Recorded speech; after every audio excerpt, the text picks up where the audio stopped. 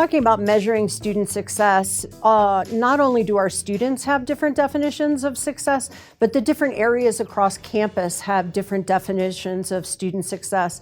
And so partnering with student affairs or with different departments within academics, they all might have different goals for their students, and their students also have different ideas of what they want to do. And so in order to make sure that higher education is the transformative experience that we want it to be, we have to be tracking more and more metrics that are specific to the outcomes that those students are looking for. You know, when I talk to other institutions about how to use predictive analytics and how to kind of tackle this around student success, I encourage them first to look at something that they can take action on. You can immediately lose your focus by looking at the data and asking more questions and asking more questions, and in the end, may not have something you can take action on. And so I always encourage people, focus on the action. What do you want to do in the end? And are the questions that you're asking lead you to an action? Because if it doesn't, it just becomes curiosity rather than a benefit for the institution. We've tried to use it in different ways. We've done nudge campaigns with it. We've done triage with it. We have used it for a randomized control trial of intensive advising. So we use it. We kind of incorporate it in a lot of different ways, and sometimes we use it in just the daily functioning.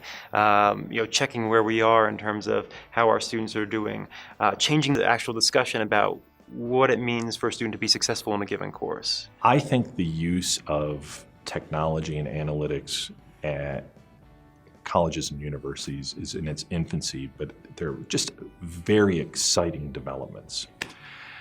So I want to take a little bit of a step back because I actually feel like in many cases we're tool rich.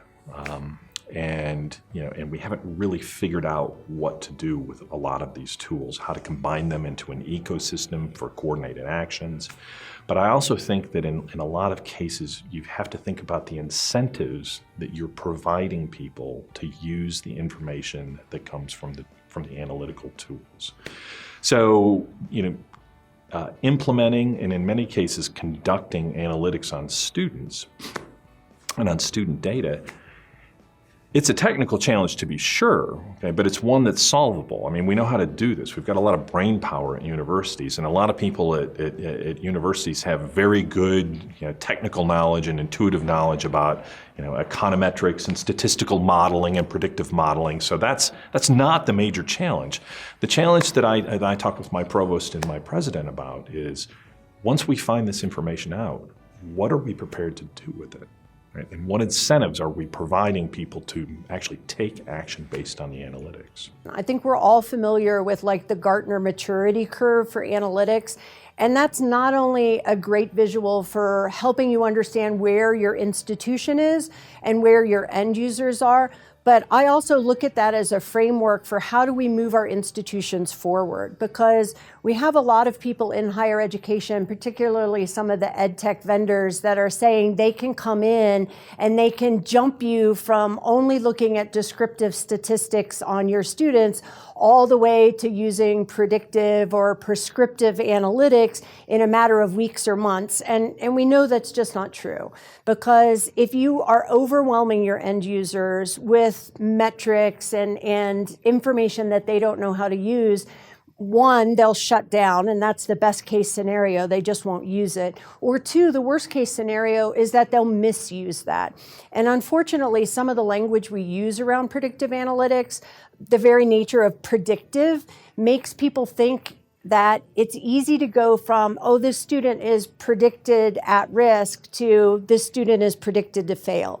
And that is never the approach that we want our end users, our faculty or staff to think, oh, well, I shouldn't be putting effort into this student because they've told me this student is definitely going to fail. And so it's an educational process even more than it is a back end, can we analyze the data? Yes, we can analyze the data, but the more important piece is educating people how to use the information and how to make it actionable to help our students. I see a big shift on how WVU and other institutions are looking at student success. I mean, when we started out, a lot of student success was about these big, bulky measures, and oftentimes tied to things like the learning management system or completion at the end. Now we're getting into things and trying to understand all the various elements of student success. Do students find a fit within their major? Do students take opportunities to do things such as study abroad or internships? All these things build to a larger set of student success metrics. And that's really what has changed over particularly the last 3 or 4 years. It seems to me that one of the biggest untapped sources of assisting students are students.